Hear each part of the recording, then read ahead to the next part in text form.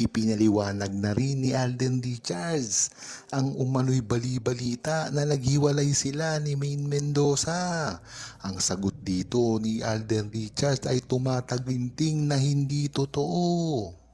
Alam naman natin na si Alden Richards ay talagang napaka-anis sa publiko at lahat ng mga balita patungkol sa kanya ay hindi ka makakarinig ng mga kasinungalingan.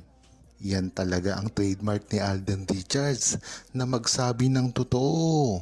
Kung matatandaan nyo ay sinabi niya rin ito sa mga Aldab Nation na kung ano ang nakikita nyo sa amin ni Maine Mendoza, ayun na rin kami sa pribado.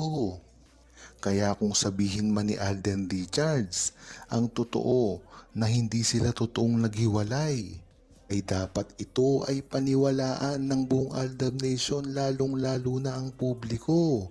Dahil ito ay totoo at kailanman ay ang mga naninira lang sa kanila ang nagsasabi nito.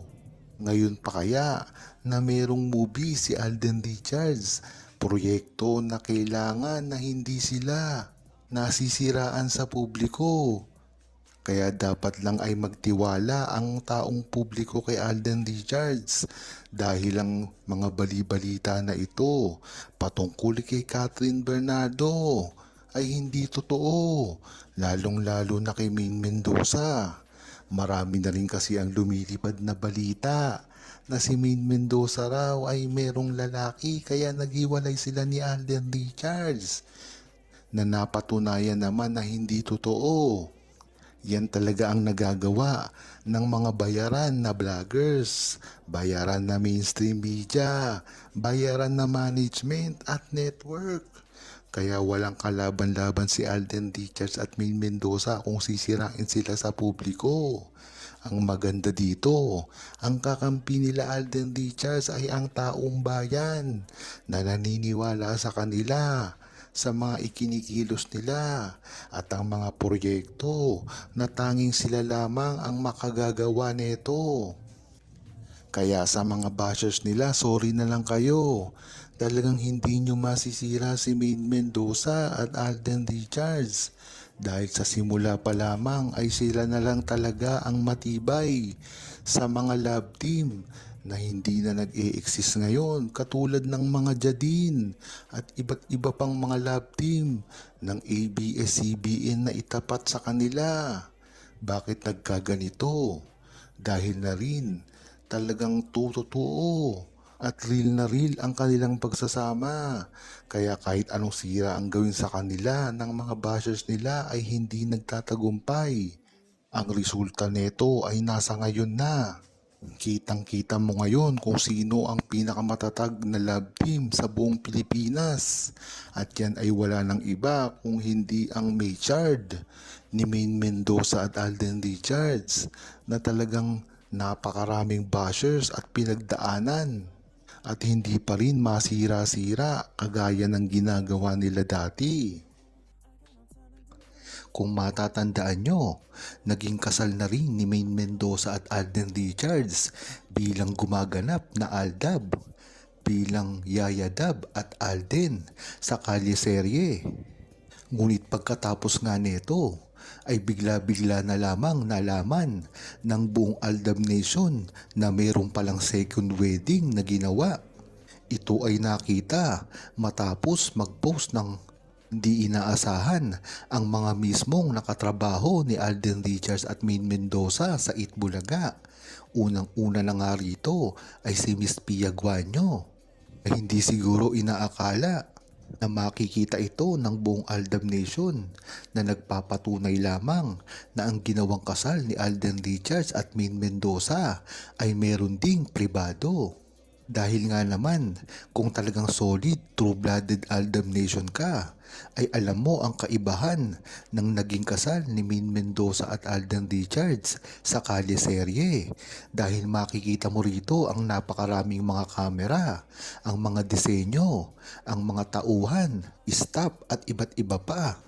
Ngunit ang nakita sa tila picture na inalabas mismo ni Miss Pia Guanyo ay kakaiba sa tunay na nangyari. Kaya dito mo palang malalaman na ang tunay sa nakwento sa naging kasal ni Maine Mendoza at Alden Richards ay maliwanag talaga na naisaad ang mga post ng mga kaibigan nito. At hindi lang yon, marami na rin kasi ang nagpapatunay dito, kahit nga mismo si Bossing Big Soto at iba pa niyang mga kasama ay tila tinutokso si Maine Mendoza at Alden Richards sa panahong iyon. At ito namang si Alden Richards, kung mapapansin mo, ang reply niyang ibinibigay pagdating sa pang-aasar ni Bossing Big Soto ay isang malaking tawa lamang at parang nahihiya pa. Kaya kung talagang pagtutuunan nyo ng pansin, ay makikita mo talaga ang totoo sa naging kasal ni Maine Mendoza at Alden Richards. Mas maganda ang gagawing pag-amin ni Maine Mendoza at Alden Richards kung ano man talaga ang tunay na namamagitan sa kanila. Kung matatandaan nyo, ay parang on and off ang ginagawa ni Alden Richards at Maine Mendoza. Sasabihin nila na hindi naman naging sila at isang magkaibigan lang sila. Ngunit pagdating naman sa ibang interview ay makikita mo at maririnig sa kanila na talagang minahal nila ang isa't isa. Talagang hindi mo alam kung anong ginagawa nila. Isa ba itong panlilito sa publiko? Nang sa gayon ay hindi mapokus sa kanila. Mawala na rin ang mga bashers na tumutuligsa sa kanila. Yan naman talaga ang dapat na ginagawa ni Alden Richards at Maine Mendoza. Kung matatandaan nyo, ay ginawa na rin yan ni Maine Mendoza at Alden Richards sa kapanahunan ng Kaliserye na hindi sila umaamin. Ngunit iba ang ipinapakita nila. Kung matatandaan nyo ay sinasabi ni mismo ni Wally at ng kanilang mga trabaho na ito ay isa lamang aktingan, ngunit nadadala sila ng kanilang mga feelings.